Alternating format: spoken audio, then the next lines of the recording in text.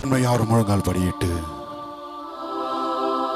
தேவன் இந்த ஓய்வு நாளை ஆசீர்வாதத்தை தரும்படியாக எல்லாரும் கண்களை வானத்துக்கு நேராக ஏறெடுத்து இருதயத்தின் ஆழத்திலிருந்து இந்த தேவாதி தேவனுக்கு நன்றி உள்ள இருதயத்தோடு வாயை திறந்து இந்த 12ஆம் மாதத்தின் 2வது ஓய்வு நாளில் அடியனையும் உங்களையும் காண செய்த கிருபைகளுக்காக கொஞ்ச நேரம் எல்லாரும் வாயை திறந்து ஸ்தோத்திரம் செலுத்துங்க. அவர் செய்த நன்மைகளுக்காக, உபகாரங்களுக்காக, தயவுக்காக, இரக்கத்திற்காக எல்லாரும் வாயை திறங்க, எல்லாரும் வாயை திறங்க, எல்லாரும் வாயை திறந்து. யாரும் சும்மா இருக்காதீங்க. தேவனை துதிக்கும்படியாக வந்திருக்கிறோம். கண்களை வானத்துக்கு நிறைய எடுத்து சத்தத்தை உயர்த்தி முழு இருதயத்தோடு முழு ஆத்மாவோடு ஒரு துதிக்கிற பிள்ளைகளாய் மாறுவோமா? எல்லாரும் வாயை திறந்து ஹல்லேலூயா, ஹல்லேலூயா. இயேசுவே ஸ்தோத்திரிக்கிறோம், ஸ்தோத்திரமே துதிக்கிறோம், துதிக்கிறோம், துதிக்கிறோம். தேவன் இந்த ஆராதனை முழு புறப்படுத்தி நடத்தும்படியாக வருகிற மக்களை துரிதமாய் கொண்டு வந்து சேர்க்கும்படியாக நம்ம திலகதான கேரன் சிஸ்டர் ஜெபிங்க பார்க்கலாம். நடத்த போற கிருபைகளுக்காக ஸ்தோத்திரம் செலுத்துவோமா? உட்காருங்க. எத்தனை பேர் இந்த நாளில் சந்தோஷமா வந்திருக்குன்னு சொல்லுகிற பிள்ளைகள் காரங்களை உயர்த்தி ஒரு அல்லேலூயா சொல்லுங்களேன். ஹல்லேலூயா, ஹல்லேலூயா, ஹல்லேலூயா. ஒரு சில பாடல்களை வாலிப பிள்ளைகளோடு சேர்ந்து கரங்களை உற்சாகமாக தட்டி தேவன் நம்மை மிக்கென்று பாடுவோமா? இந்த ஆராதனைக்கு முதல் பாடலாக உம்மை பாடாத நாட்களும் இல்லை அப்படின்ற பாடலை சேர்ந்து கரங்களை தட்டி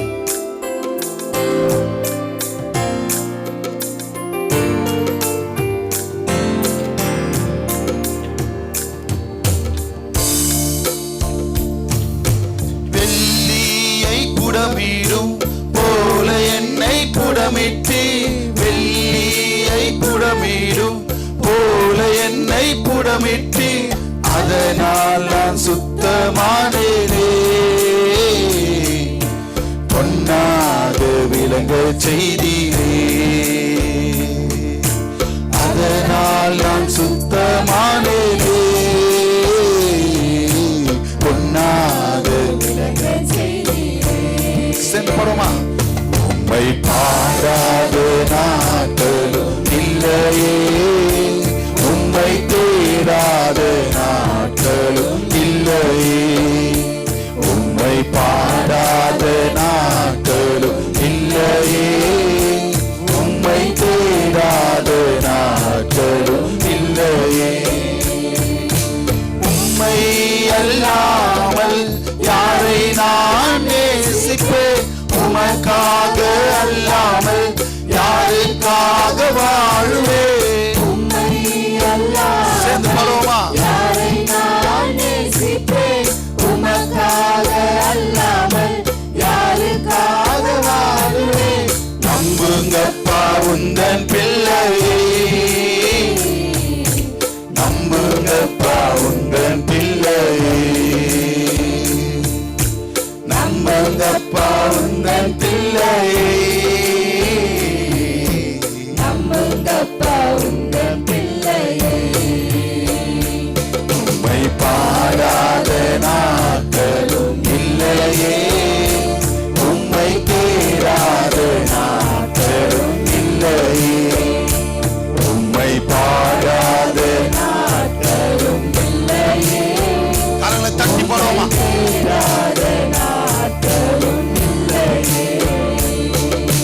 வெள்ளியை புடமிடும் போல என்னை புடமிட்டு,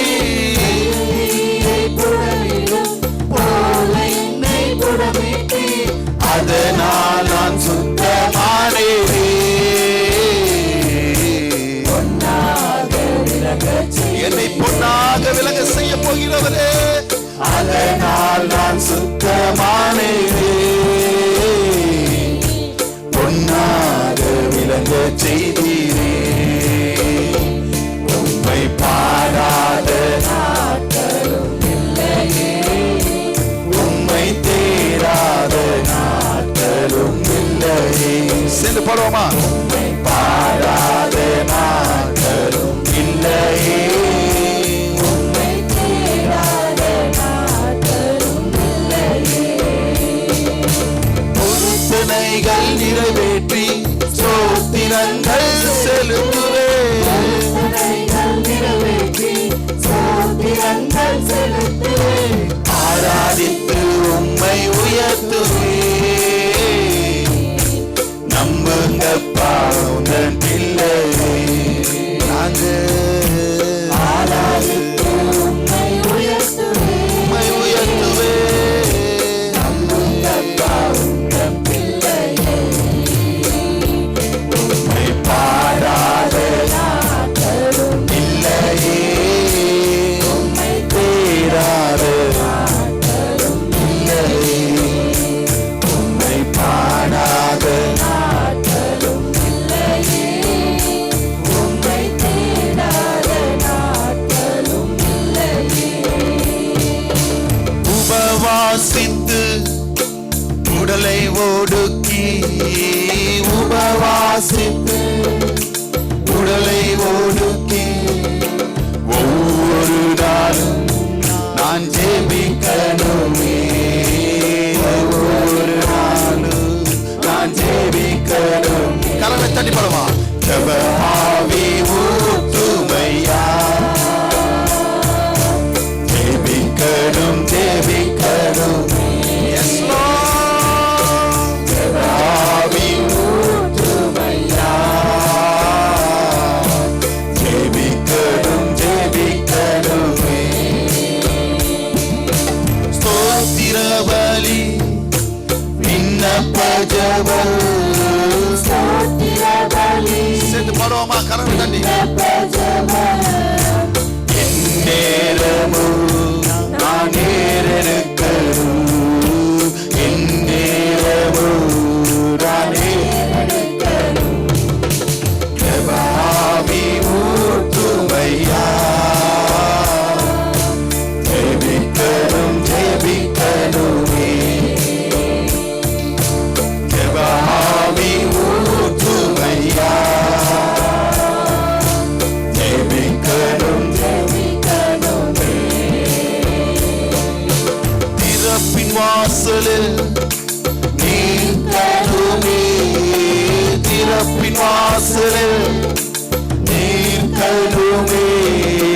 தேசத்திற்காக நான் கதறணுமே, தேசத்திற்காக நான் கதறணுமே.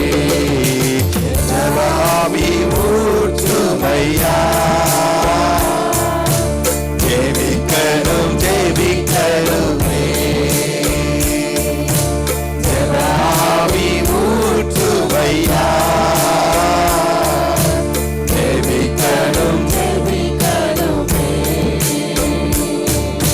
முழங்கால்கள் முடங்கணுமே, முடங்கணுமே. கண்கள் எல்லாம் கலங்கணும், கண்கள் எல்லாம் குலமாகணும். ஜெப ஆவி ஊற்றுமையா, சேர்ந்து பாடுவோமா? கரங்களை தட்டி. எங்களுக்கு ஜெப ஆவி வேணும் சொல்லுகிற பிள்ளைகள், ஜெப ஆவி ஊற்றுமையா,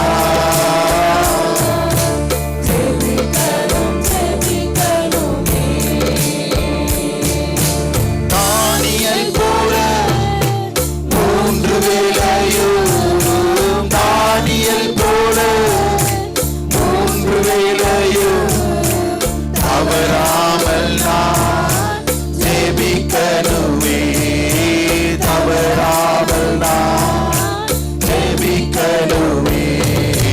ஜெப ஆவி ஊற்றுமையா, சேர்ந்து பாடுவோமா? ஜெபிக்கணும் ஜெபிக்கணுமே. ஜெப ஆவி ஊற்றுமையா,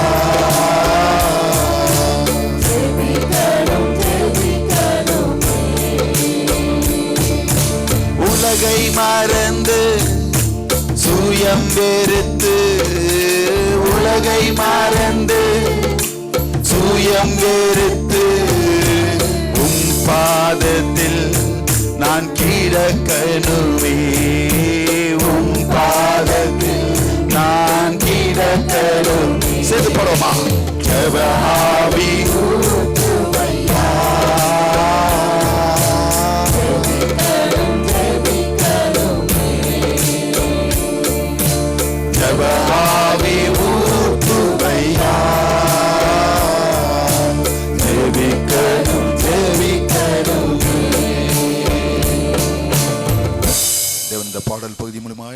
கூட இடைப்பட்ட கிருபைகளுக்காக ஸ்தோத்திரம் செலுத்துவோமா? Thank you brothers and sisters. அப்படியே நம்ம யாவரும் எழுந்து நிற்போம்.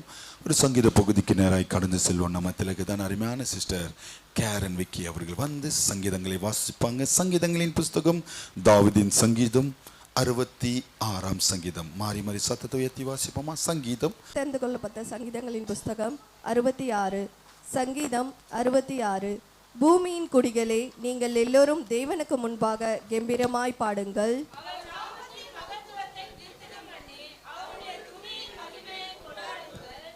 தேவனை நோக்கி, உமது கிரியைகளில் எவ்வளவு பயங்கரமாய் இருக்கிறீர். உமது மகத்துவமான வல்லமையை நிமித்தம் உம்முடைய சத்துருக்கள் உமக்கு இச்சகம் பேசி அடங்குவார்கள்.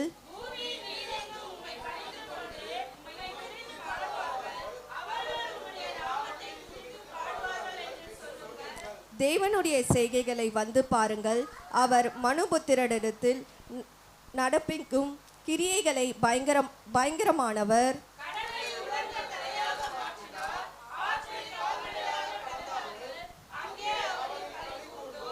அவர் தம்முடைய வல்லமையினால் என்றென்றைக்கும் அரசாளுகிறார். அவருடைய கண்கள் ஜாதிகள் மேல் நோக்கமாய் இருக்கிறது. துரோகிகள் தங்களை உயர்த்தியிருப்பார்களாக.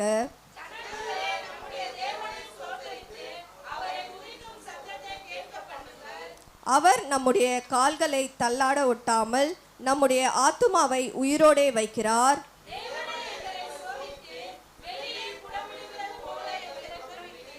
எங்களை வலையிலே அகப்படுத்தி எங்களை இடுப்புகளின் மேல் வருத்தமான பாரத்தை ஏற்றினீர்.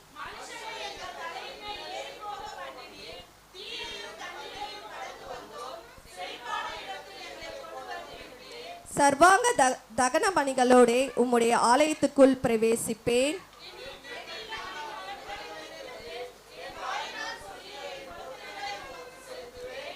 ஆட்டுக்கடாக்களின் நினைப்புகை உடனே கொழுமையானவைகளை உமக்கு தகன பலியாக இடுவேன். கலைகளையும் செம்மறையாட்டு கடாக்களையும் உமக்கு பலியிடுவேன்.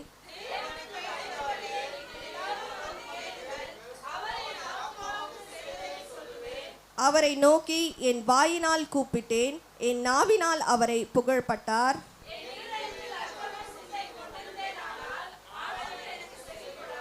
மெய்யாய் தேவன் எனக்கு செவி கொடுத்தார், என் ஜெபத்தின் சத்தத்தை கேட்டார்.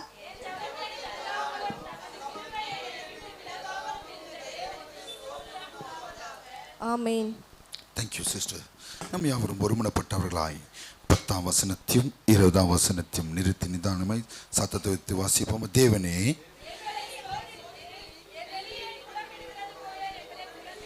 என் ஜெபத்தை தள்ளாமலும் தமது கிருபையை என்னை விட்டு விலகாமலும் கத்த தந்த சங்கீதத்திற்காகவும் வாசித்த மக்களை தேவன் அப்படி ஆசீர்வதிக்கும்படியாக ஸ்தோத்திரம் செலுத்துவோமா? உட்காருங்க. செய்திக்கு நேராக கடந்து செல்வோம். நம்ம திலகதன் பாஸ்டர் மத்திய செய்திகளை கொடுப்பாங்க.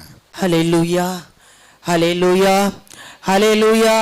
உச்சாமோந்திருக்கலாம், கரங்களை வைத்து அலையில சொல்லுங்க பார்க்கலாம். ஆமென். ஆண்டவர் சமுத்திரம் வரும்போதெல்லாம் இன்றைக்கு என்ன ஆண்டவர் எனக்கு பேச போகிறாரு, எனக்கு ஆசீர்வாதமான வார்த்தைகளை கொடுக்க போகிறாரு, இந்த என் பிரச்சனையிலேருந்து எப்படி விடுவிக்க போகிறாரு, நான் என்ன செய்யணும், ஆண்டோட பிள்ளையாக இருக்கிறதுக்கு எந்த காரியத்தை விடணும், ஒப்பு கொடுக்கணும், இதை எதிர்பார்த்து வரணும். ஹல்லேலூயா, ஹல்லேலூயா. சபைக்கு ஆவியானவர் சபைக்கு பேசுகிறது காதுலோன் கேட்ட கடவன் என்று சொல்லப்பட்டிருக்கு. ஊழியக்காரன் வார்த்தையை நிலைநிறுத்துவேன்னு சொல்லப்பட்டிருக்கு. கர்த்தர் நாமத்துக்கு மகிமை உண்டாவதாக. அதிகமாக இந்த பண்டிகை நாட்களில் இல்லையா, மற்ற நாளில் வர்றாங்களோ இல்லையோ பார்த்தீங்களா, இந்த பண்டிகை நாட்களில் போவோமே, யாராவது மற்றவங்களை சந்தோஷப்படுத்துறதுக்காக, வீட்டாரை சந்தோஷப்படுத்துறதுக்காக இந்த நாளுக்காவது ஒரு சர்ச்சுக்கு போகலாம், ஒரு புது ட்ரெஸ்ஸுக்காக. மற்ற நாள்லாம் கூட்டமே இருக்காது பார்த்தீங்களா. இந்த பண்டிகை நாட்டில் கொஞ்சம் பேத்திக்காக, பேரனுக்காக, மருமனுக்காக போயிட்டு புது ட்ரெஸ்ஸுக்காக, அவங்களோட சேர்ந்து கதை பேசுகிறதுக்காக, உறவங்களுக்காக, டூருக்காக, பலகாரம் செய்யலாம், அப்படி செய்யலாம், இப்படி செய்யலாம், இதுக்காகவாது கூடுவாங்க. ஆனால் நாம் அப்படி அல்ல. தேவனுடைய பிள்ளைகளே, இன்றைக்கு விழித்திருந்து ஜெபம், இது தலைப்பு, விழித்திருந்து ஜெபம் ரொம்ப ரொம்ப முக்கியம். இது என்றைக்குமே இருக்கணும் கர்த்தருடைய பிள்ளைகளுக்கு. அப்படி இருந்தால் தான் இந்த காரியங்களில் நீங்கள் ஜெயம் பெற முடியும். வாசிங்க மார்க் 14:38 வாசிங்க. இதுதான் தலைப்பு. மார்க் 14. நீங்கள் சோதனைக்குட்படாதபடிக்கு விழித்திருந்து ஜெபம் பண்ணுங்கள். ஆவி உற்சாகம் உள்ளதுதான், மாம்சமோ பலவீனம் உள்ளது என்றார். ஆமென். மாம்சத்துக்குரியவங்களாம் விழித்திருந்து ஜெபிக்க மாட்டாங்க. மாம்சத்தின் பலவீனத்துக்கு இடம் கொடுக்குறவங்களாம் சோம்பலி நாவிலாம், கனநித்திரை நாவிலாம், அவிசுவாசம், இவங்கெல்லாம் அதிகமாக ஜெபிக்க மாட்டாங்க. தேவனர் ஜெபம்ன்றது சும்மா இல்லை. ஆண்டவரோடு பேசுவது, உறவாடுவது, நாங்கள் தங்களுடைய காரியங்களெல்லாம் அர்ப்பணிக்கிறது, அறிக்கையிடுறது, தேவன் மேலே ஒரு நம்பிக்கை பெருகும், விசுவாசம் பெருகும். ஜெபம்லாம் சும்மா இல்லை. தானியேலின் காரியம் ஜெயமாக இருந்தது காரணம் அதிகமாக ஜெபித்தார், இடைவிடாமல் ஜெபித்தார், என்ன எதிர்ப்பு வந்தால். அப்போ பாருங்க, இது ஆண்டவர் சீஷர்களுக்கு சொன்னது. சிலுவை அறையப்படுறதுக்கு முந்தின நாள் பாருங்க, நாத்துமா 34 சொல்லப்பட்டிருக்கு, மரணத்துக்கு எதுவான துக்கமாக இருக்கிறது, இங்கே தங்கியிருந்து என்னோடு கூட ஜபிக்கும்படி. இந்த சோதனையை, கஷ்டங்கள், பிரச்சனை எப்படி தாண்டுவேன்? மாம்சத்தில் தானே இருந்தார், இதை எப்படி மேற்கொள்ளுவேன், எப்படி தாங்குவேன்ற மாம்சத்தில் இருந்த நாட்களில் துக்கம், அவருக்கும் துக்கம். கர்த்தருடைய பிள்ளைகளே, 37ஆம் வசனத்தை பார்த்தீங்க, 1 மணி நேரமாவாது எப்படி? அதனால தான் விழித்திருது ஜெபம். இது தனிப்பட்ட வாழ்க்கையில் நீங்கள் எப்படி இருக்கீங்கன்னு தெரியாது, எவ்வளோ நேரம் ஜெபிக்கிறீங்கன்னு தெரியாது. விழிப்பாக இருக்கணும். கண்ணு முழிச்சு ஜெபிக்கிறது வேறு. இன்னைக்கு எப்படி எவ்வளோ நேரம் தேவனுடைய பிள்ளையா நான் எப்படி இருக்கிறேன்? விழிப்பாக இருக்கிறேனா? கர்த்தருக்குள்ளே வளர்ந்துருக்கிறேனா? இதுதான் விழிப்பாக இருந்து ஜெபிக்கிற ஜெபம். அடுத்தது பாருங்க, சோதனைக்குட்படாதபடிக்கு. இப்படி விழித்து ஜெபிக்கலைன்னா சோதனையில் சிக்கிக்குவீங்க. சோதனை சொல்லிட்டு வராது, எங்கே வரும், எப்படி வரும், யார் இடத்துல வரும், என்ன வரும்னு சொல்லாது. சோதனையாக இருக்கலாம், வியாதியாக இருக்கலாம், பிரச்சனையாக இருக்கலாம், ஆபத்தாக இருக்கலாம், பிசாசானில் வரலாம், மனுஷராக வரலாம், சொந்த பந்தங்களால் வரலாம், உறவினர் வரலாம், எப்போ வரும்னு தெரியாது. இந்த சோதனையை ஜெயிக்கணும் எதனா விழித்திருந்தானா தான் விழித்திருந்து விசுவாசத்தில் நிலைத்திருங்க, விசுவாசத்தில் அவனுக்கு எதிர்த்து நில்லுங்க. 1 பேதுருல 5 சொல்லப்பட்டிருக்கு. பிசாசானவன் அவன் தந்திரமானவன். உங்களை எந்த காரியத்திலையும் நீங்கள் மந்தமாக இருந்தீங்கன்னா அதை தூண்டி விட்டுட்டே இருப்பான். யூதாஸ் காரியத்தை தூண்டி விடலையா? இல்லையா? ஏன்னா ஆண்டோட நீங்கள் நெருங்கக்கூடாது, துதிக்கக்கூடாது, நீங்கள் ஆசீர்வாதமாக இருக்கக்கூடாது, நீங்கள் சந்தோஷமாக இருக்கக்கூடாது, நீ சுகமாக இருக்கக்கூடாது, நீ சமாதானமாக இருக்கக்கூடாது, நீங்கள் வெட்கப்பட்டு போகணும், ஆண்டை விட்டு தூரம் போகணும், ஆண்டரை தூஷிக்கணும். சத்ரு அதுதான் உங்களை ஏதாவது செய்துக்கிட்டே இருப்பான். தேவனுடைய பிள்ளைகளே, இதனால தான் விழித்திருந்து சோதனையை விழித்திருந்து ஜெபித்தாதான் சோதனையை மேற்கொள்ள முடியும். அடுத்தது ஆவியில் அந்த உற்சாகம் வராது. ஜெபிக்கிறவங்க அந்த உற்சாகத்தை நான் இருக்காது, மாம்சத்துக்கு பலவீனம் கொடுத்துருவாங்க. ஜெபாவி இல்லை, மேற்கொள்ளணும்னா விழித்திருந்து ஜெபிக்கணும், அப்போதான் அந்த உற்சாகத்தின் ஆவி கிடைக்கும். வாசிங்க மத்தேயு 4:1 ஆண்டவருக்கும் பிசாசுனால சோதனை எப்படி மேற்கொண்டாரு? வசனத்தினால மேற்கொண்டார்.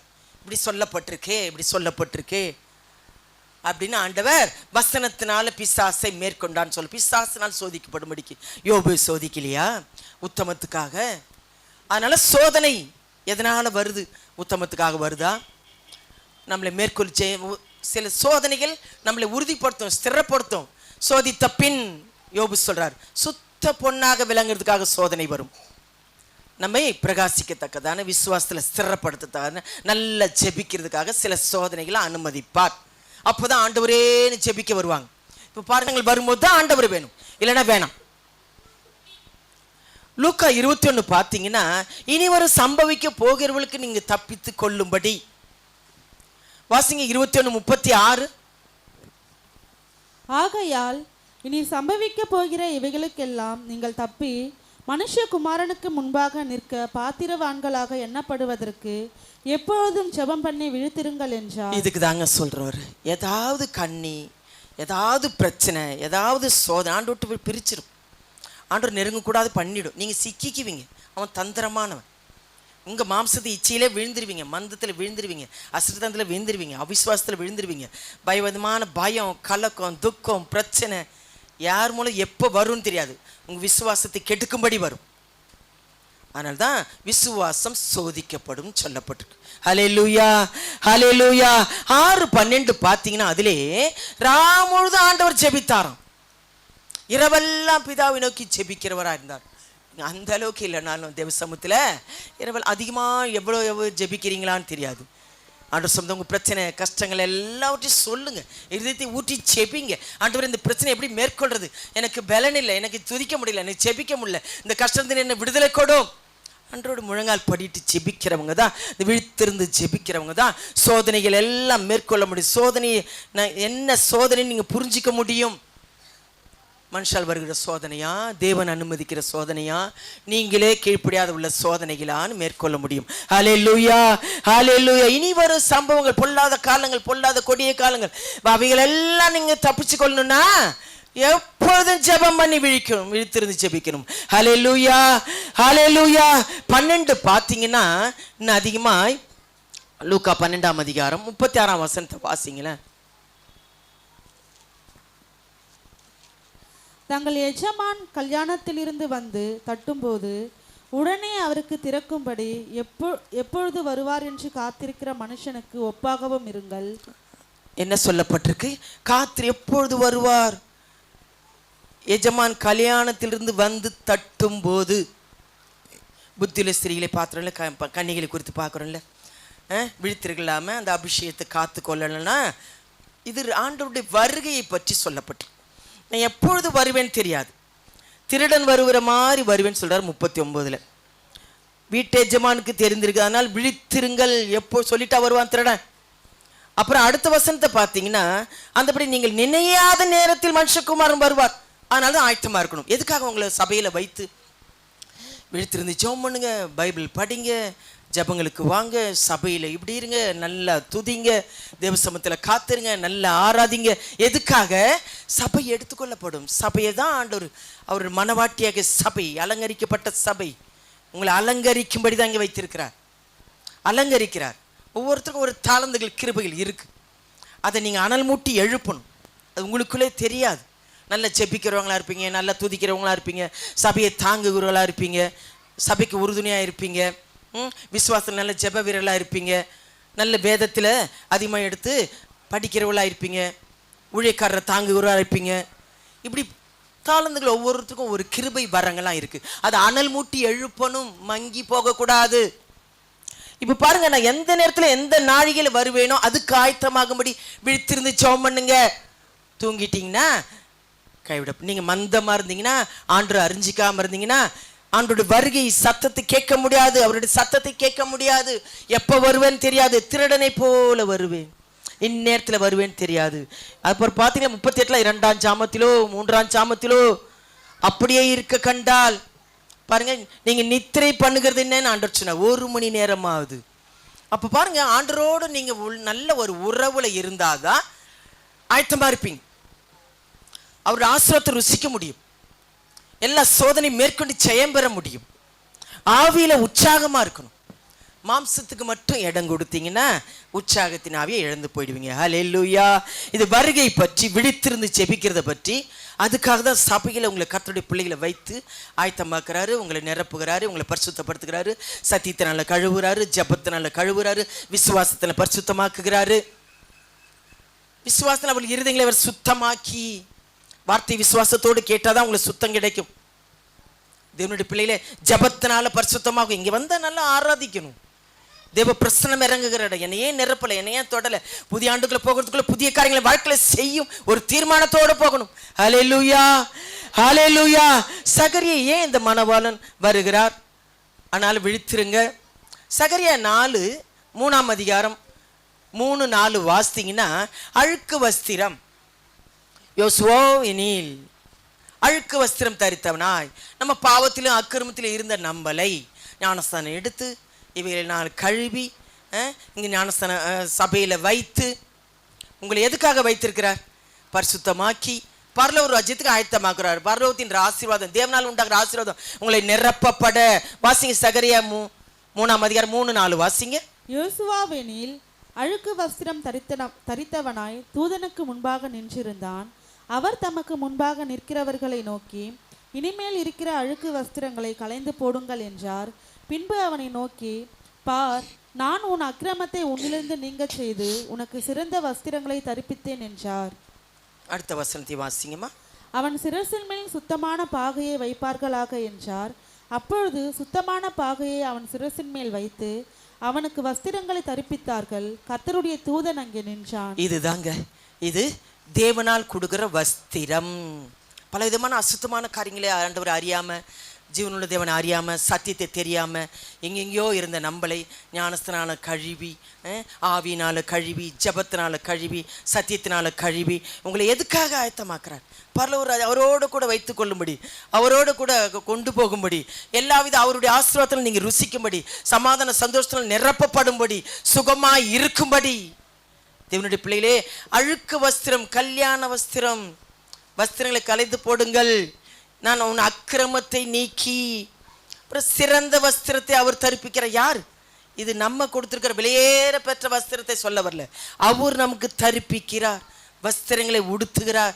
இதுதான் ரட்சிப்பின் வஸ்திரம்னு சொல்லப்பட்டு, ஏது அவரால் உண்டாகிற வஸ்திரம் நமக்கு இருக்கணும். பாதுகாப்பான வஸ்திரம், கலிகுர்தான வஸ்திரம், விடுதலையான வஸ்திரம், தேவனால் கொடுக்கிற, ஆண்டவர் கொடுக்கிற வஸ்திரம், சிறந்த வஸ்திரங்களை கர்த்தர் தரிப்பித்தார் என்று சொல்லப்பட்டிருக்கு. மத்தேயுல வாசிக்கலாம் 22:11, கல்யாண வஸ்திரம் தரித்திராதவனை பார்த்து புறம்பே தள்ளுங்கன்னு சொல்லப்பட்டிருக்கு.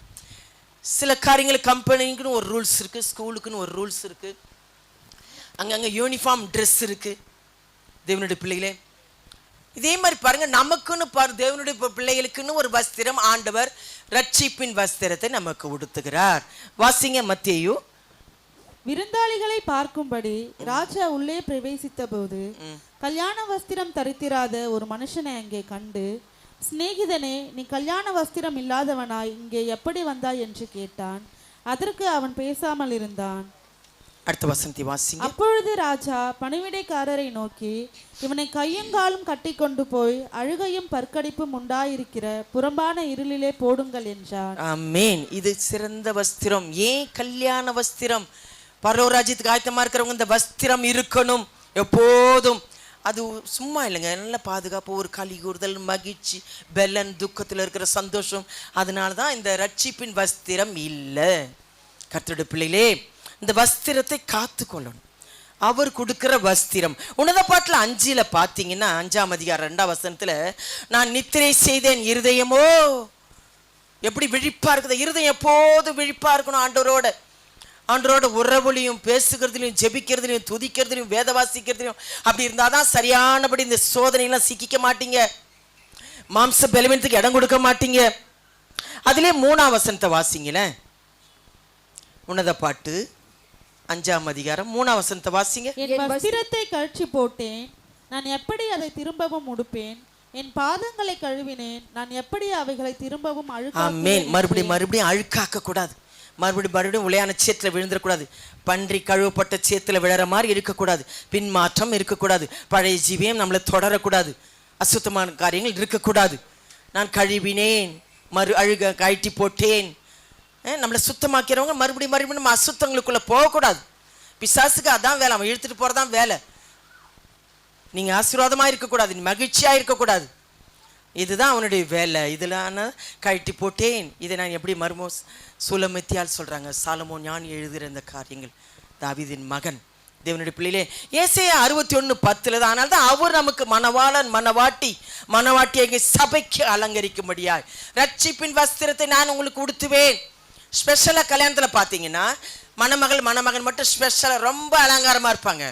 அப்படியே நம்மளை கர்த்தர் அலங்கரிக்கிறத பற்றி ஏற்கனவே நான் நிறைய எழுதியிருக்கிறேன்.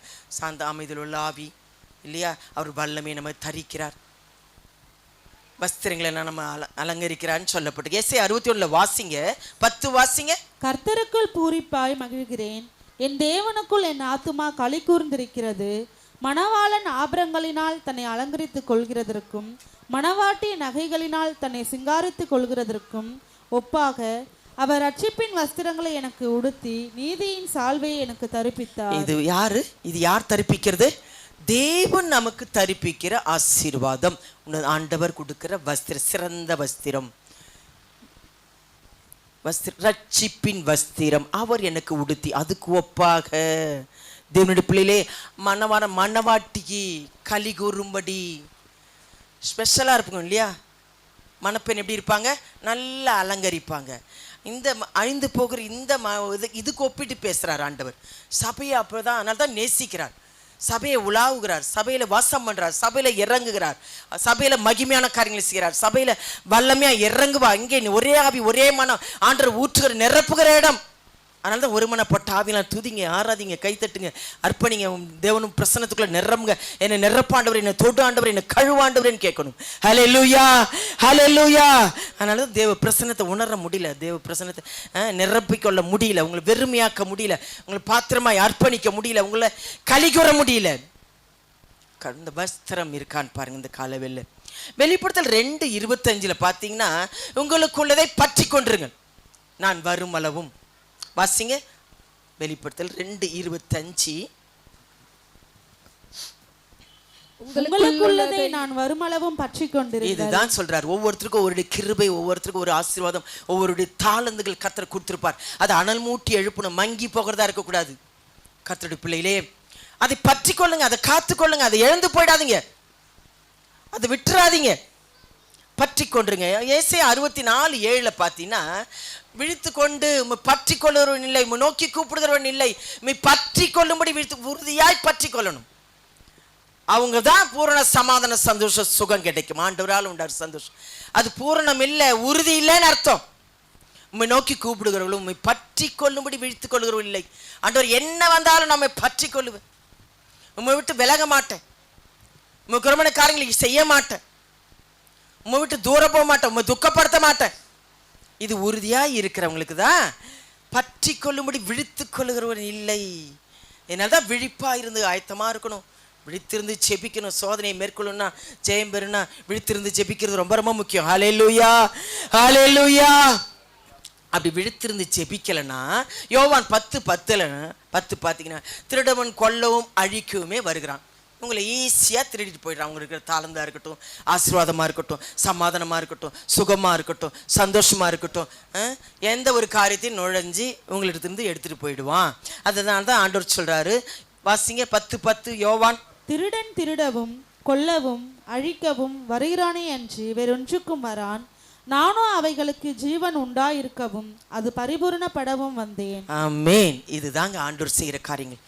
நிறைய பேர் இந்த இதெல்லாம் ருசிக்கிறது கிடையாது. கர்த்தருடைய பிள்ளைங்க எவ்வளோ அருமையானவர், எவ்வளோ நல்லவர், இனிமேல் அக்கறை உள்ளவர். நீங்கள் கூட உங்கள் மேலே அக்கறை இருக்காதுங்க. போனா போகுது, செத்தா இதை சாப்பிட்டா என்ன, எதுக்கு வாழணும், அப்படி ஒரு உங்களுக்குள்ளே கூட ஒரு சலிப்பு இருக்கும். ஆனால் உங்கள் மேலே அவ்வளோ ஒரு அன்பு உள்ளவர். தாயினு மேலே, கணவர் மேலே, தகப்பனுமா காரியங்களை காட்டிலும், பிள்ளைகளை காட்டிலும் அவ்வளோ அன்புள்ளவர். அல்லேலூயா. அதை ருசிச்சிங்கன்னா தான் புரியும். கர்த்தருடைய பிள்ளைகளே, பாருங்க, கொல்லவும் அழிக்கவும் கெடுக்கவுமே அவன், இதுதான் வேலை. இதனால தான் விழித்திருங்க, விசுவாசத்தில் நிலைத்திருங்க. எப்படி? அவனுக்கு எதிர்த்து நில்லுங்க. அதனால தான் சோதனை மேற்கொள்ள முடியும். உற்சாகத்தினாவே எனக்கு தாரன், ஏன் மந்தமாக இருக்கிறேன், ஏன் இன்னைக்கு பைல் படிக்கலை, ஏன் துதிக்கலை, ஏன் தேவனை தேடலை, தேவனை ஏன் சந்தோஷமாக ஆராதிக்க மாட்டேன்னு, ஏன் நன்றி செலுத்த மாட்டேன்ற நிறைய காரியங்களை ஆண்டவர் நிறைய வேதத்தில் கொடுத்துருக்கு. அதனால தான் விழித்திருந்து ஜெபிக்கிறனால தான் சில சோதனைகள்லாம் மேற்கொள்ள முடியல. அவன் தந்திரமா கண்ணியை கொண்டு வந்து உங்கள் குடும்பத்தில் உங்களுக்கு இருக்கிற ஆசீர்வாதத்தை கெடுத்துருவான். யோவான் அதிலே வாசிங்க, லூக்காவில் 10 பாருங்க, ஒரு காரியத்தை குறித்து சொல்லப்பட்டிருக்கு. லூக்கா 10:30 வாசிங்க. இயேசு பிரதித்திரமாக, ஒரு மனுஷன் எருசலேமிலிருந்து எரிகோவுக்கு போகையில் கள்ளர் கையில் அகப்பட்டான். அவர்கள் அவன் வஸ்திரங்களை உரிந்து கொண்டு அவனை காயப்படுத்தி குற்றுயிராக விற்று போனார்கள். இது பின்மாற்றத்துக்கு போன காரியங்கள். எருசலேம் பரிசுத்தத்தை குறிக்குது, ஆலயத்தை குறிக்கிறது. எரிகோன்றதுனா என்னது? தடையான காரியங்கள். கள்ளர் கையில் அகப்பட்டு, பிசாசின் கையில் அகப்பட்டு வஸ்திரங்களை உரிந்து, உங்க ரட்சிப்பின் வஸ்திரத்தை எடுத்துருவான். அந்த சந்தோஷம் போயிடும், மகிழ்ச்சி போயிடும், உற்சாகம் போயிடும், ஜபாவி போயிடும். துதிக்க முடியாது, வரலன்னா இதுதான் ஏதாவது சாக்கு போக்கு சொல்லுவாங்க. என்ன சொன்னாலும் வரேன் வரேன் வரேன், உங்க ஆசீர்வாதத்துக்காக தான் சொல்லிட்டு வராதுமா, நாளைக்கு என்ன நடக்கும் தெரியாது. விபத்துகள், ஆபத்துகள், வியாதிகளோ, பிசாசு தொல்லைகளோ, நிந்தைகளோ, கஷ்டங்களோ, நஷ்டங்களோ. இதனால தான் கள்ளர் கையில் அகப்பட்டிடாமல் இருக்கிறதுக்காக தான் விழித்திருந்து செபிக்கணும். அது பாருங்க, 3 பேரை சொல்லப்பட்டிருக்குது. இவங்க எல்லாம் விலகி போகிறாங்க. இப்போ இந்த காலத்தில் நீ எப்படி போனா என்ன, யாருமே சுமந்துக்கோ, உன் பிரச்சனை தீர்க்க முடியாது அது புரிஞ்சுக்கோங்க. மூணாவதை வாசிக்கலாம் 33. அதிலே சமாரியன் ஒருவன் பிரயாணமாய் வருகையில் அவனை கண்டு மனதுருகி. ஆண்டவர் இந்த மனதுருக்கத்தை சொல்றார். இரக்கம் செய்யுங்க. அவங்க நேசிக்கல, எனக்கு பதில் செய்யல, எனக்கு துரோகம் பண்ணாங்கலாம் வேண்டாம். நம்ம நன்மையே செய்யணும், இரக்கமே செய்யணும். அது அவங்கவுங்களுடைய பாடு, நம்ம செய்யறதான் செய்யணும். அதே மாதிரி நீயும் செய்யன்னு ஆண்டவர் சொல்றார். அவன் என்ன செய்யறான், கிட்ட போய் 34 வாசிங்கன்னா, அவன் காயங்களில் எண்ணெய் திராட்சரசம் வார்த்து காயங்களை கட்டி அவனை சுய வாகனத்தின் மேல் ஏற்றி சத்திரத்துக்கு கொண்டு போன. இது என்ன சொல்லப்பட்டிருக்கு? ரட்சிப்பின் வஸ்திரத்தை உடுத்தி கொள்றவங்க மற்றவங்க காயங்களை ஆற்றணும், மற்றவங்களை தேற்றணும். உன்னுடைய அபிஷேகம் அவங்களை நிரப்பப்படணும், குணமாக்கணும். நீ மற்றவங்களை காயப்படுத்தக்கூடாது. வெந்த புள்ளை வேலை பாய்ச்சுன்ற மாதிரி உள்ளத்துக்குள்ளே கூட இருக்கக்கூடாது. அவங்க அந்த நேரத்தில் நொந்து போயிருக்காங்கன்னா ஆறுதலாய் சொல்லி தேர்தலாய் சொல்லி தேற்றி விசுவாசத்தில் ஸ்திரப்படுத்தி அந்த அவங்கள ஆற்றணும். இதுதாங்க ஆண்டவர் சொல்றார். காயங்களை ஆற்றுகிற தேவன். இந்த எண்ணெயின் அபிஷேகம் என்ன செய்து மற்றவங்க நுகத்தெல்லாம் முறிக்குமா. உனக்குள்ள இந்த எண்ணெயின் அபிஷேகம் ஆவியானோர் இருந்தீங்கன்னா, ரட்சிப்பின் வஸ்திரம் உனக்குள்ள இருந்தீங்கன்னா, நீ விழித்திருந்து ஜெபிக்கிற ஜெப வீரர்களாக இருந்தீங்கன்னா, மற்றவங்களை தேற்றுவீங்க, மற்றவங்களை வழி நடத்துவீங்க, மற்றவங்களுக்கு ஆறுதலா இருப்பீங்க, காயப்படுத்த மாட்டீங்க. ஹல்லேலூயா, ஹல்லேலூயா. 1 தெசலோனிக்கர் 5 பார்த்தீங்கன்னா, பகலுக்குரியாக நீங்கள் என்ன செய்யணும், விழித்திருந்திருக்கணும். 1 தெசலோனிக்கர் 5 பகலுக்குரியா நீங்கள் என்ன செய்யணும், விழித்திருக்கிறவளா இருங்க. தூக்கத்தின் ஆவி இருக்கக்கூடாது, மந்த புத்தியின் ஆவி இருக்கக்கூடாது, அவிசுவாசம் அசட்டை இருக்கக்கூடாது, சோர்வின் ஆவி இருக்கக்கூடாது, பலவீனப்படுத்துகிற ஆவிகள் இருக்கக்கூடாது. இதெல்லாம் அதட்டி அதிகாரம் பண்ணி செபிக்கணும். எஸ் நாமத்தில் போ ஆண்டவரை செபிக்கணும். ஹல்லேலூயா, ஹல்லேலூயா. அதிலே 8 வாசிங்க. 1 தெசலோனிக்கர். பகலுக்குரியவர்களாகிய நாமோ தெளிந்தவர்களாய் இருந்து விசுவாசம் அன்பு என்னும் மார்க்கவசத்தையும் ரட்சிப்பின் நம்பிக்கை என்னும் தலைச்சீராவையும் தரித்து கொண்டிருக்க கடவோம். என்ன சொல்லப்பட்டிருக்கு? தெளிந்தவர்களாய் இருந்து, தெளிந்தவர்களாய் இருக்கணும். இதெல்லாம் அணிந்து கொள்ளணும். கர்த்தருடைய பிள்ளைகளே, விசுவாசம் முக்கியம். விசுவாசத்தோடு ஆண்டவரை தேடணும். இதை அணிந்து கொண்டவர்களாய் இருக்கணும். அப்பொழுதுதான் அந்த ரட்சிப்பின் வஸ்திரத்தை நம்ம காத்து கொள்ள முடியும். ரட்சிப்பின் வஸ்திரம் கல்லர் கையில விட்டுறக்கூடாது. அவன் உரிந்து போறதுக்கு வந்துருவான், நம்மளுடைய கெடுத்துருவான். கர்த்தருடைய பிள்ளையிலே ஜாக்கிரதையா இருக்கணும். அதனால்தான் எபிரேயர் 4 அவர் நிர்வாணமா எல்லாவற்றையும் மாறுகிறார். அவருக்கு மறைவானது ஒன்றுமில்லை. அவருக்கு நம்ம கணக்கு ஒப்புவிக்க வேண்டும். எல்லாம் தெரிந்திருந்தோம். சத்தியம் தெரியும், இன்னைக்கு சபை நடக்குதுன்னு தெரியும், இன்னைக்கு ஊழியக்காரர் சொன்னாருன்னு தெரியும். கீழ்ப்படியாமல் இருந்தீங்கன்னா அவருக்கு எல்லாமே தெரியும். உங்கள் மேலே நாங்கள் அக்கறை உள்ளவளா, விழித்திருந்து ஜெபிக்கிறவளா, உங்களுக்கு என்ன ஆகாரம் கொடுக்கணும், எப்படி நடத்தணும், உங்களுக்கு எச்சரிப்பாக எப்படி கொடுக்கணும் சொன்னாலும் கீழ்ப்படியலைன்னா ஆண்டுக்கு கணக்கு கொடுக்கணும். கர்த்தருடைய பிள்ளைகளே, எபிரேயர் 4:13 வாசிங்க. அவருடைய பார்வைக்கு மறைவான சிருஷ்டி ஒன்றுமில்லை, சகலமும் அவருடைய கண்களுக்கு முன்பாக நிர்வாணமாயும் வெளியரங்கமாயும் இருக்கிறது, அவருக்கே நாம் கணக்கு ஒப்புவிக்க வேண்டும். ஆமென். உங்களை குறித்தான அக்கறையும் உங்கள் மேல குறித்தான கரிசனையும் பாசமாய் உண்டு உங்களை நாங்கள் எச்சரித்து உங்களுக்காக ஜெபம் பண்ணி இரவும் பகலுமாய் ஜெபித்து உங்களுக்கு சொன்னா நீங்க அசட்டை பண்றீங்க. என்ன சொன்னாலும் நல்லா இருக்கிற மாதிரி தான் இருக்கும். எப்போ நடக்கும்னு தெரியாது. அப்போ மட்டும் கடவுள் இருந்தால் வேணும்னா வேணும், இல்லைன்னா வேணாம், இல்லையா? தேவனுடைய பிள்ளைகளே ஜாக்கிரதையாக இருக்கணும். அதில் வெளிப்படுத்தல் பார்த்தீங்கன்னா 16-15 பார்த்தீங்கன்னா, இதோ திருடனை போல வருகிறேன், தன் மானம் காணப்படாதபடிக்கு தன் வஸ்திரங்களை விழித்து கொண்டு காத்து கொள்ளுகிறவன் பாக்கியவான். இது என்னங்க, நிர்வாணம் மானம் என்று சொல்லப்பட்டிருக்கு. ஏன்னா இந்த ரட்சிப்பின் வஸ்திரம் உங்களுக்கு இருக்கா? வாசிங்க வெளிப்படுத்தல் 16-15. இதோ திருடனை போல் வருகிறேன், தன் மானம் காணப்படத்தக்கதாக நிர்வாணமாய் நடவாதபடிக்கு விழித்து கொண்டு தன் வஸ்திரங்களை காத்து கொள்ளுகிறவன் பாக்கியவான். எவ்வளவு அருமையா சொல்லப்பட்டிருக்கு. அவருக்கு முன்பாக எல்லாமே வேணுமே. நீ என்ன நினைக்கிற, என்ன நாளைக்கு என்ன செய்ய போறோம் பிளான் பண்ற, நீ என்னென்ன மறைவானது எல்லாமே அவருக்கு மறைக்கப்பட முடியாது. அது காணப்படாதபடிக்கு வஸ்திரங்களை இதுக்காக வீழ்த்து கொண்டு காத்திருக்கணுமா, அவருடைய வருகைக்கு காத்து கொண்டிருக்கணுமா, சோதனை மேற்கொள்ள விழித்திருந்து ஜெபிக்கணுமா. இந்த உற்சாகத்தின் ஆவி வேணும் ஆண்டவரே. இதனாலதான் வஸ்திரங்களை விழித்து கொண்டு வஸ்திரங்களை காத்து இழந்து போயிடுவீங்க, சந்தோஷத்தை இழந்து போயிடுவீங்க, சமாதானத்தை இழந்து போயிடுவீங்க, சுகம் போயிடும். தேவன் உங்களை சபையில் வைத்திருந்து உங்களை ரட்சிப்பு கொண்டு வந்து எல்லாத்தையும் அறிந்திருந்து, நான் ஏனோ தானோன்னு வருவேன், நான் வந்தா வருவேன், வராகன்னா போவேன், கடமைக்காக வருவேன். அவருக்கு தெரியுமா உண்மையாக இருக்கிறியா, முழு மனதாக இருக்கிறியா, சந்தோஷமாக இருக்கிறியா, நீதியாக வாழறியா, பரிசுத்துக்கு ஒப்பு கொடுக்குறியா, அவர் வசனத்துக்கு நடங்குறியா, அவர் அறிவார். ஹல்லேலூயா, ஹல்லேலூயா. அதுக்கேற்ற ஆசீர்வாதம் தான் உங்களுக்கு. அதை புரிஞ்சுக்கோங்க. யோபுல சொல்லப்பட்டிருக்கு, நான் என் நீதியை தரித்து கொண்டேன்னு சொல்றார். 29:14 சொல்லப்பட்டிருக்கு யோபுல.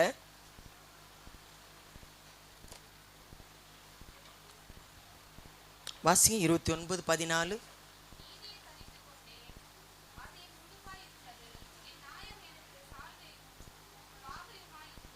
என்ன சொல்லப்பட்டிருக்கு? என்ன சொல்லப்பட்டிருக்கு? நீதி உடுப்பா இருக்கிறது. ஏன்னா அதனால தான் யோபு ரெட்டத்தினமா பெற்றார். அவரை குறித்து ஆண்டவரே சாட்சி சொல்றார், சவால் விடுறார் பிசாசு கிட்ட, இல்லையா? அவனை போல பூமியில் ஒருவனும் இல்லை. அப்படி இருக்கிறோமா? ஆண்டவர் பாரிக்கு உத்தமமா இருக்கிறோமா? நீதியா இருக்கிறோமா? பொல்லா போயிட்டு விலகுகிறோமா? அதனால தான் சோதித்த பொன்னாக டபுள் மீனிங், அவர் டபுள் காரியங்களில் ஆசீர்வாதத்தை பெற்றுக்கொண்டார் கர்த்தருடைய பிள்ளைகளே. அதனால தான் ரெட்டித்தனமான ஆசீர்வாதத்தை பெற்றுக்கொண்டார். என் நீதி உடுப்பா எனக்கு இருக்கிறது, அவனை போல இல்லை. நீ ஏவின போதும், என்னை சோதித்த போதும். பாருங்களேன், சரீரத்தில் கூட இந்த அதெல்லாம் தாங்க முடியாது. சரீரத்தில் வியாதி வந்தால் முடியுமா? அப்போ கூட முறுமுறுக்கல. கர்த்தர் கொடுத்தார், கர்த்தர் இந்த அதனால தான் நீதியின் வஸ்திரம். அடுத்ததான் நம்ம நீதிக்கேற்ற வஸ்திரம். இந்த ரட்சிப்பின் வஸ்திரத்தை எழுந்து போயிட்டீங்கன்னா போச்சு, இந்த கலிகுறுதல் போச்சு, சுகம் சமாதானம் சந்தோஷம் போச்சு, ஆண்டு விட்டு தூரப்படுத்தும். அடுத்தது நீதியின் வஸ்திரம் சொல்லப்பட்டு சால்வே உடுத்தி கொண்டார் யோபு, உடுத்தி கொண்டார். நாம உடுத்தி கொண்டிருக்கிறோமா? வெளிப்படுத்தல் 19:8 வாசிங்க. வெளிப்படுத்தல். சுத்தமும் பிரகாசமுமான மெல்லிய வஸ்திரம் தரித்து கொள்ளும்படி அவளுக்கு அளிக்கப்பட்டது. அந்த மெல்லிய வஸ்திரம் பரிசுத்தவான்களுடைய நீதிகளே. என்ன சொல்லப்பட்டிருக்கு? மெல்லிய வஸ்திரம், நீதிகளே. பரிசுத்தவானா இருக்கிறவங்களுக்கு தான் இந்த மெல்லிய வஸ்திரம், நீதியின் வஸ்திரம். இந்த பரிசுத்தத்தை விரும்புகிறவங்களுக்கு தான் அது நீதிமானாய் நீதிபரராய் நம்மளை ஆண்டருக்கு முன்பாக நீங்கள் கூப்பிடும் போதே, நீங்கள் ஜெபிக்கும் போதே, உங்கள் பிரச்சனைகள் இருக்கும்போதே, நீங்கள் ஆண்டு சமயத்தில் வரும்போதே, கேட்கறது தானியேல் ஜெபிக்கிறதுக்கு முன்னவே நீதியை விரும்பணும், நீதியாய் வாழ விரும்பணும், நீதிக்கு தம்மை ஒப்பு கொடுக்கணும். ஏன்னா நீதியின் ராஜாவை. ஹல்லேலூயா. அதான் மெல்லிய வஸ்திரம், சால்வை. ரட்சிப்பின் வஸ்திரம் அல்ல, நீதியின் சால்வை தரித்து யோபு தரித்திருந்தார். நம்ம தரித்திருக்கிறோமா? காலவேளை பாருங்க. இதனால தான் விழித்திருந்து செப்பிங்க. சோதனைக்கு உட்படாப்படிக்கு விழித்திருந்து சோமனுங்க. ஆவி உற்சாகம் உள்ளதான், மாம்சமோ பலவீனம். சோதனையை மேற்கொண்டு ஜெயம் பெறணும்னா விழித்திருந்து செபிக்கணும், விழிப்பாயிருக்கணும். இப்படிலாம் வஸ்திரத்தை அழுக்காக்கிக்காதீங்க, வஸ்திரத்தை எழுந்து போயிடாதீங்க. இந்த அபிஷேகம் ரொம்ப முக்கியம். அவரை பற்றி கொள்ளும்படி விழிப்பாயிருக்கணும். இது என்னன்னா, கல்லன் உரிச்சு போட்டு எல்லாத்தையும் நம்மளை வஸ்திரத்தை எழுந்துடுவோம். பகலுக்குரிய நம்ம விழித்திருந்து ஜெபிக்கிறவளா இருக்கணும். அவருடைய பார்வைக்கு மறைவானது அப்படி ஒரு பயத்தில் வாழணும். எல்லா இடத்திலும் கர்த்தர் பார்க்கிறார், எல்லா இடத்துலையும் இருக்கிறான்ற ஒரு பயத்தில் வாழணும். இந்த ரட்சிப்பின் வஸ்திரம் இருக்குவான்னு பாருங்க, காத்துக்கொள்ளுங்க. மெல்லிய வஸ்திரம், நீதியின் சால்வை நமக்கு தரித்திருக்கிறார், அதையும் காத்துக்கொள்ளுங்க. தேவன் தாமே உங்களை ஆசீர்வதிப்பார். மூடுவோமா? தேவன் பேசின வார்த்தைகளுக்காக ஸ்தோத்திரம் செலுத்துவோமா? அப்படியே அன்பின் பரலோக பிதாவே, ஆசீர்வதிக்கப்பட்டதான இந்த நல்ல வேலைக்காக நன்றி செலுத்துகிறோம். இம்மட்டும் என் தேவன் இந்த 11 மாதங்கள் கடக்க செய்து 12ஆம் மாதத்தின் 2வது ஓய்வு நாளில் அடியேனையும் உம்மால் அழைக்கப்பட்டு தெரிந்து கொள்ளப்பட்ட பிள்ளைகளையும் உடைய சமூகத்தில் நிற்க வைத்து உங்களுடைய நாமத்தை மகிமைப்படுத்தும்படியாக நீ பாராட்டின தயவுக்காக நன்றி செலுத்துகிறோம் அப்பா. அந்த சிறியோர் முதல் பெரியோரையும் கரத்தில் ஒப்புக்கொண்டிருக்கிறேன். தெய்வீக கரம் யாரெல்லாம் உண்மையாய் ஆராதித்தார்களோ, யாரெல்லாம் தங்களை அர்ப்பணித்து ஆராதித்தார்களோ, இந்த வாரத்தில் பெரிதான அற்புதங்களை அதிசயங்களும் ஒவ்வொரு வாழ்க்கையிலும் நீ நடத்த போற கிருபைக்காக நன்றி செலுத்து. அந்த சிறியோர் முதல் பெரியோர் வரை கரத்தில் ஒப்பு கொடுக்கிறேன். இந்த மாதம் முழுவதும், இந்த வாரம் முழுவதும் தேவையில சந்தித்து சரீர சுகம், பலன், ஆரோக்கியம், சமாதானம், சந்தோஷம், பண தேவைகள், பொருட்தேவைகள், கையின் கிரியைகள் எல்லாவற்றிலும் ஒரு ஆசீர்வாதத்தை கட்டளையிடுவீராக. தெய்வீக கரம் ஒவ்வொரு பிள்ளைகளுடைய வாழ்க்கையில ஆண்டவரே உம்முடைய சித்தத்திற்கு ஒப்பு கொடுத்து நடத்துக்கிற பிள்ளைகளாய் மாற்றுங்க அப்பா. இந்த மாதம் எங்களுக்கு விழாவின் நாட்களாக இருக்கிறதுனால பண்டிகை நாட்களாக இருக்கிறதுனால எங்களுடைய தேவைகள் அனைத்தையும் சந்திப்பிறார். எந்த ஒரு பலவீனங்கள், வியாதி படுக்கைகள், எந்த ஒரு சரீர ஒவ்வாமைகள் எதுவும் எங்கள் சபை விசுவாச பிள்ளைகளை அண்டிவிடாதபடிக்கு என் தெய்வீக கரம் ஒவ்வொரு பிள்ளைகளை தொட்டு ஆசீர்வதி. அந்த பிள்ளைகளும் கரத்தில் ஒப்பு கொடுக்க வலைதடப்பட்ட மக்கள் மனதில் பேசி சடத்துவாரத்தில் கொண்டு வா. மீட்பர் இயேசுவின் முழச்சப்புகளின் நல்ல பிதாவை சேர்ந்து சொல்லுவோமா?